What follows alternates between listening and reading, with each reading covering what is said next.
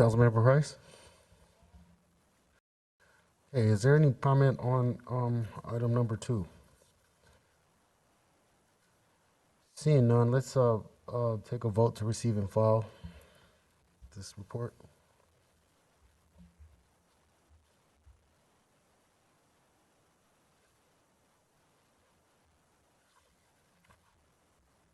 Councilwoman Price. Motion carries. Thank you. Item number 3, please. Item 3 is a recommendation to forward the Budget Oversight Committee's fiscal year FY22 budget recommendations for council consideration. Okay. Thank you so much, and but we can, or you can motion.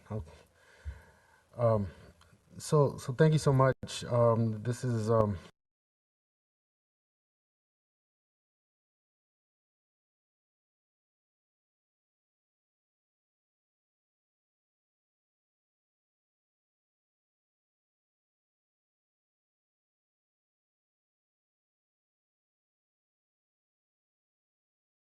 to really address many of the needs we have in our city, in our communities.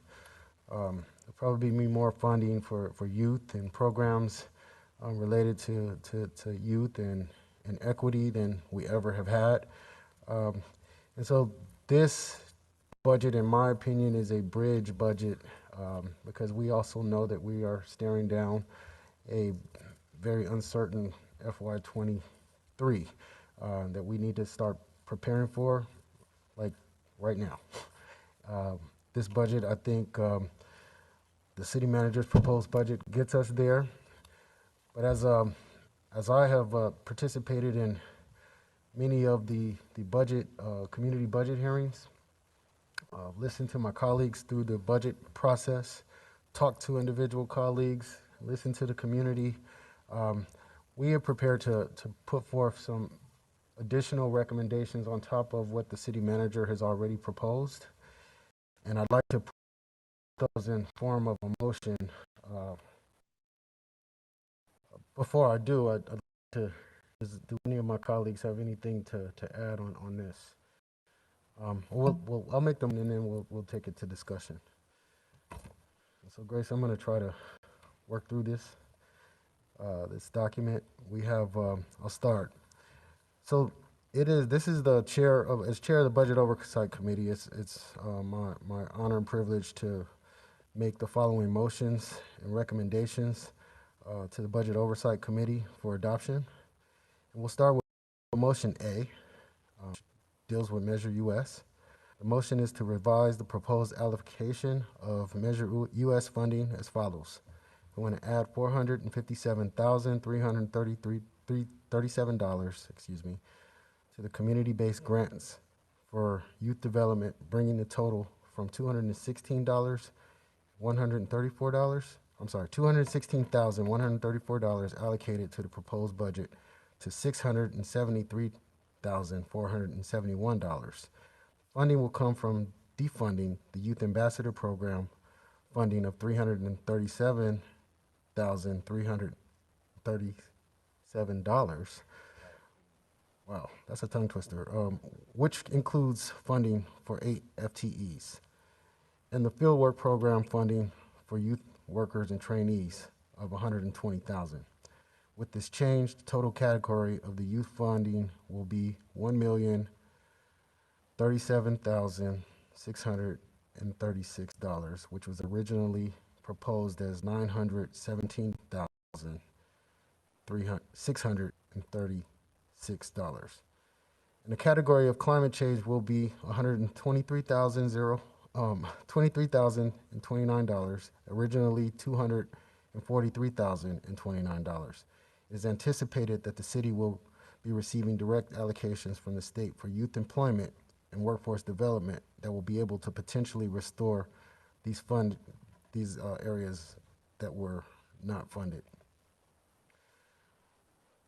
Motion B, that is to use $1,340,116 of one-time funds from potential improved projections for the general fund in FY21, which will be confirmed by February of 2022, or drawdown of reserves if the FY21 improved projections do not materialize for the following structural and one-time investments in the general fund.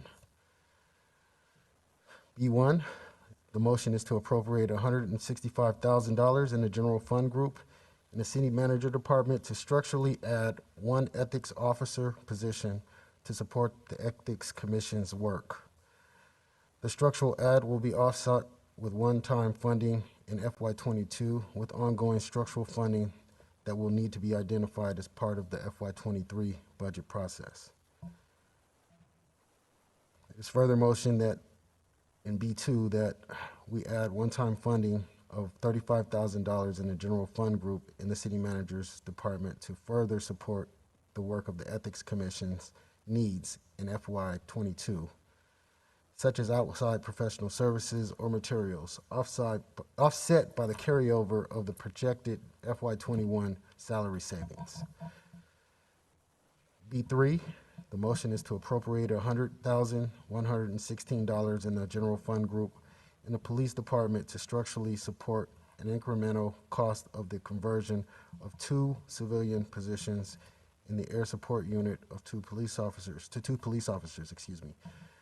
This motion results in an air support unit comprised of a total of 4 sworn police officers, 2 certified pilots, and 2 tactical flight officers. This structural add will be offset with one-time funding in FY22 with ongoing structural funding that will need to be identified as part of the FY23 budget process. Motion B4 is to add one-time funding of $100,000 in the general fund in the city manager's budget to further support the fireworks enforcement team piloted in FY21 to mitigate illegal use of fireworks and explosives in the city of Long Beach. Motion B5 is to add one-time funds of $200,000 in the general fund group in the Economic Development Department to determine the future of the Bixby Knolls Business Improvement Association. Funds are required to be spent on securing the financial future of Bixby Knolls as the business district and to pay for studies, outreach, and implementation of a new permanent revenue source that can replace or enhance the past RDA funding from the city. These funds are intended to provide a bridge of FY22 to new funding sources and cover administrative costs.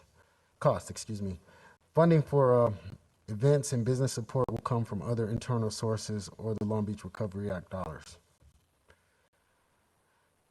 Motion B6 is to add one-time funds of $450,000 in the general fund and the citywide activities department to be divided equally between city council districts for district priorities and conformance with the existing guidelines for use of district priority funding. Motion B7 is to add one-time funds of $100,000 in the general fund group in the Public Works Department for speed mitigation efforts on residential streets to be divided approximately equally between city council districts. The proposed mitigation efforts must comply with normal rules and regulations and accordingly must be approved by the city's traffic engineer and follow normal city processes. Motion B8 is to add one-time funds of $100,000 in the general fund in the Public Works Department to develop a vision plan for a Long Beach COVID-19 memorial. Motion C is to appropriate $127,633 in the Special Advertising and Promotion Fund Group in the City Manager Department to structurally restore one program specialist position in the Communications Department, funded by a drawdown on funds available in FY22 and with ongoing structural funding that will need to be identified as part of the FY23 budget process. Motion D is to direct the city manager to include the following items as high priority projects to be considered for funding using any year-end surplus reserves from our general Measure A, special advertising and promotions fund, and/or other sources as relevant and if available. The city manager should include the status of funding these projects as part of the FY21 year-end performance report and in the context of available surplus funds and other priority needs and projects. The following list is in priority order, very important, our city. Number one is the Martin Luther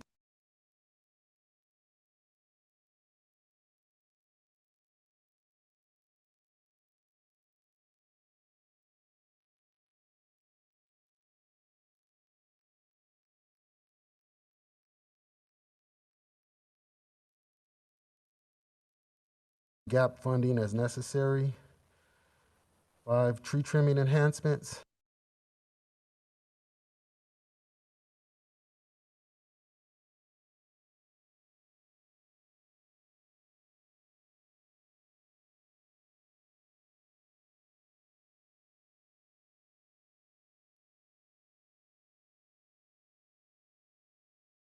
Lastly is Beach Street.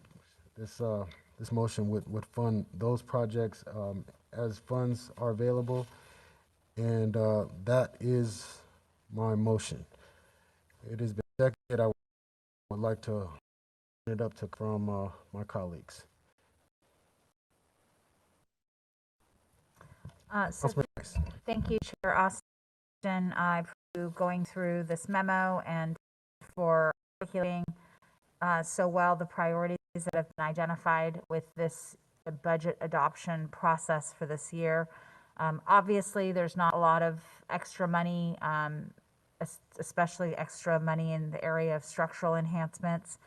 But I think you have accurately identified the areas where all council members are aligned and have also the path for an equitable distribution of any surplus funds that might come in beyond what we're expecting at the mid-year. And I really appreciate that fair approach to budget allocation. I think that's essential for a body of this size, a city of this size, with the diverse issues needs that we have.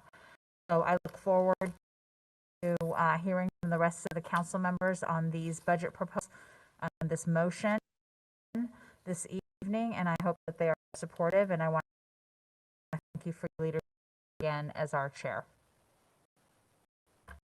Vice Chair Yaranga. Thank you, Chair. I think this is an excellent idea in terms of how to present these to the council.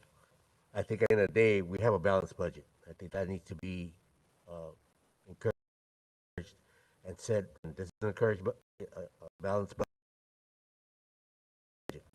However, we do know, and you said it, is a bridge budget because in 23 we're going to have some very clear challenges that we're going to be addressing. So we'll be dealing with next year will be much different than this. So let's celebrate this budget. We can. It's balanced. There are a lot of good things in this document that you're presenting tonight, the City Council.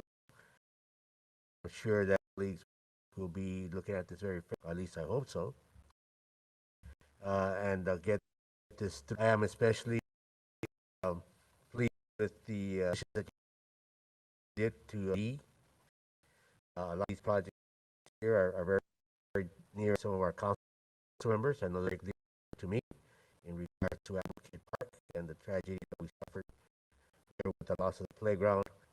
While I might be working now to replace, I think this motion right here actually provides a focus for that park should we fall short in that park into activities for kids. So with that, the motion and move it forward to our colleagues on the council or to our further discussion later. We appreciate all the comments. I'd like to, before we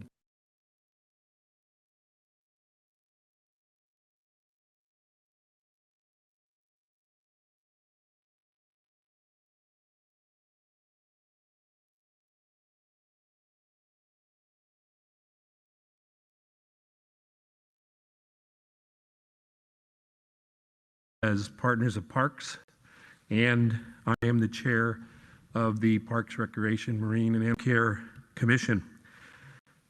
I come not asking for money, but saying thank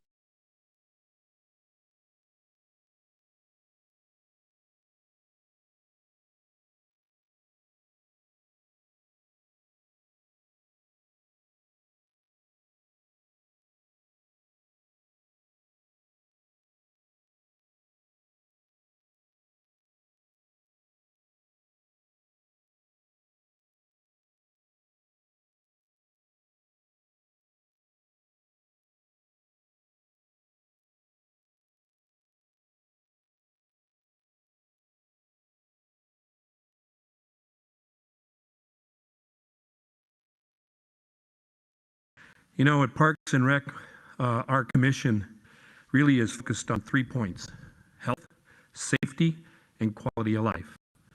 And we like to think that we can elevate after the experiences of the year or more to the level of fire and Parks and Rec.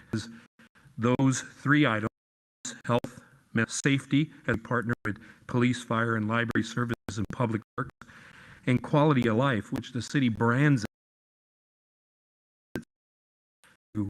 We market Long Beach.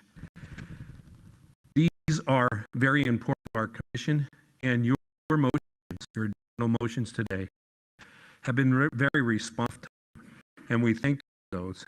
And my presence here really is to show the people who come to our commission meetings that we have to step up and to speak up, that we do the same thing as a commission.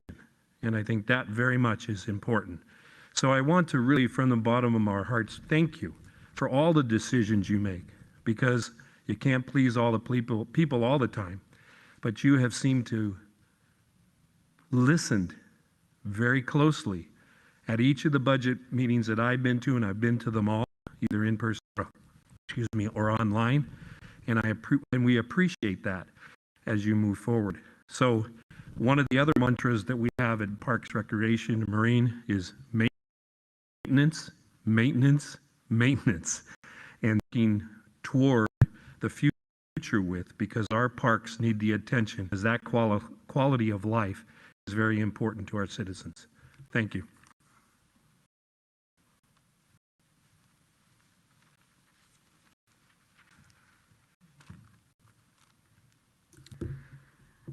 Good afternoon, Chair Austin, Vice Chair Uranga, and Council Member Price. My name is Joanna Diaz, and I am here with Budget Coalition, a multi-generational, multiracial coalition that transcends districts and socioeconomic status. I am here to elevate the importance of making time to genuinely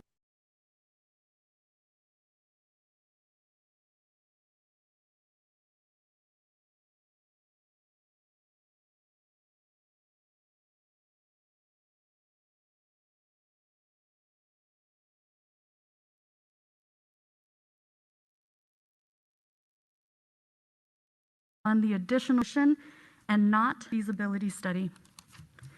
The People's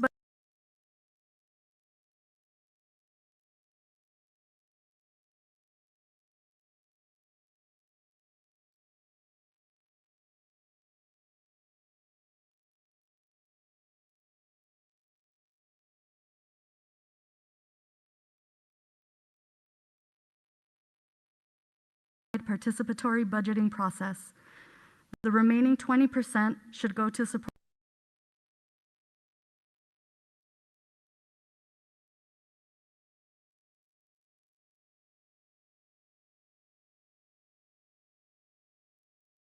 for a citywide participatory budgeting process. The remaining 20%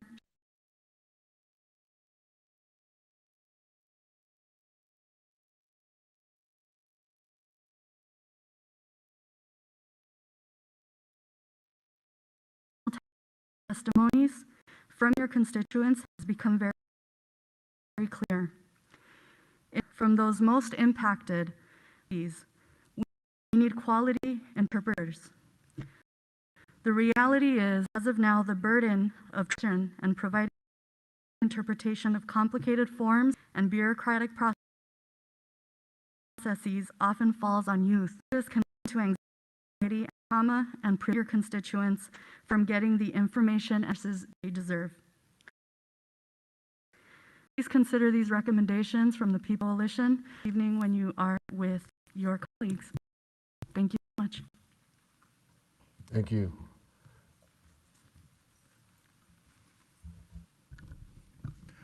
Good afternoon, council members. My name is Jonathan Gray. I'm the Associate Executive Director of the Community Development YMCA, and I'm a 33-year resident of District 7. And I'm here to speak about specifically Measure US and the Youth Development Fund.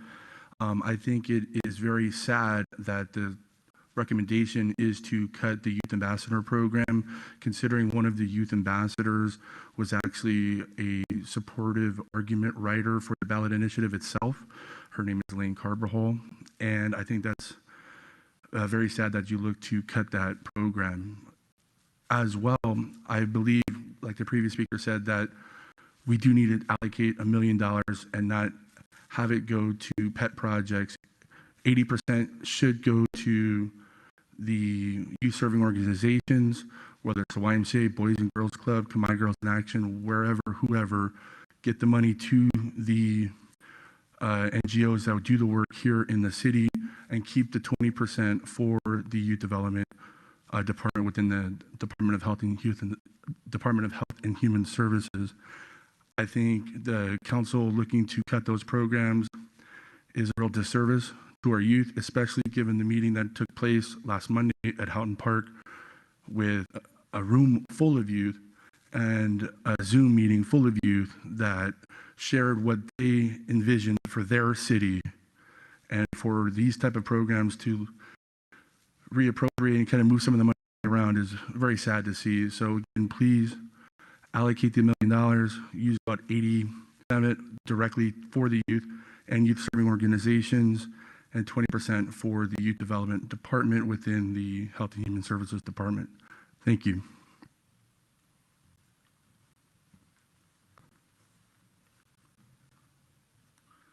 Good afternoon. My name is Reverend Leon Wood. I'm the President of Success and Challenges. Thank you very much for this opportunity to speak with you. I'm going to sort of endorse the previous speaker. The one thing I think we really do need in our program is $1 million to serve youth in our city, but we need to go into direct services. Right now, our youth are having some real challenges. We're having a lot of violence. We're having a lot of incidents that are happening in the streets of our community, and we need to have programs that are going to go directly to the streets, directly into the neighborhoods to actually serve and help the youth. That will take the bulk of the money to do direct services. I think that the overhead should only be about 20% of any budget. That goes back to me when I was working in the 60s.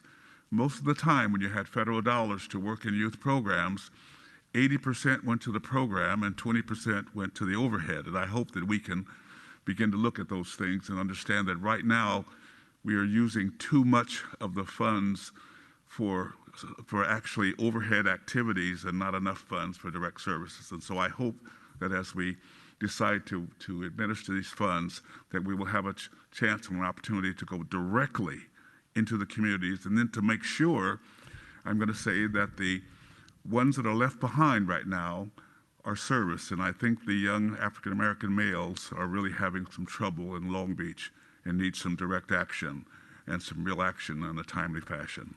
Thank you very much. I want to thank those who took time to come to our BOC meeting and offer public comment. I just want to, before we vote, I think it's important that we do some clarification, just for the record. It might have been helpful to project those motions actually on the screen, and perhaps we can do that later. But Grace, staff, can you tell us a little bit about, I think I can explain it, but I'm going to ask you to do so. How much are we dedicating to our youth fund, Measure US? just to be clear?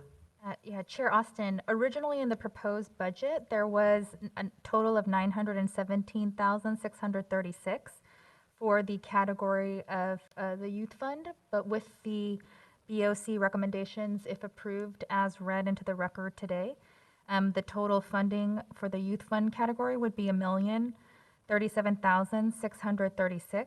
So it would reach that $1 million level. And Measure US was passed on 2019, 2020? Yes, this past year. Yeah. So it was passed this past year. There's been some conversation. City manager put forth some his recommendations on how those dollars should be spent. You know, I think the recommendations on the floor here actually restore and put more money towards the youth fund and direct allocation to community-based organizations and nonprofits. Is that correct? That's correct. The direct allocations to community-based grants has increased from the original proposed budget from the city manager, which was around 216,000, and it's now has increased to 673,471.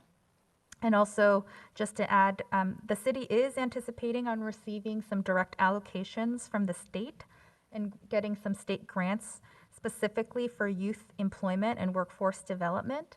And so we're hoping that that can supplement some of the programs. I'm glad we're talking about this in open in the committee, because I want to make sure everybody's clear on that. And the intent for utilizing those funds would be to then backfill and fund the Youth Ambassador Fund program. Is that correct? That's correct. Those categories would be eligible for the, under the criteria of the state funding. We are anticipating that to be the case, and so that would be able to backfill those programs. Speaking to, again, I think it's very hard to run a city on talking points. You have to understand that exactly how we're going to spend the dollars and where they're going to go. And the intent, I think, is the intent on all parties is to get as much money out there in our community as possible to support the good work that's going on, particularly with our youth and youth-led organizations. And so, you know, I know this, we work very diligently to revise the city manager's proposals for Measure US to accomplish that. And so we have over $1 million committed to youth funding. Now, part of Measure US was not just for youth funding, was it? Can you explain what else we were trying to as well? Yes, Chair Austin. So the Measure US, after it was voted on by the voters, the City Council on September 15th, they adopted a resolution expressing their intent to prioritize spending of the funds for children and youth services. So that was one category. Community health was another category. And climate change and the environment was the third category. And so the proposal, as originally proposed budget, had allocated the estimated funding anticipated to be received from Measure US in the first year into those three categories. Okay, so I just want to be clear that the Measure US was not just for one category, but it was to address a few different needs.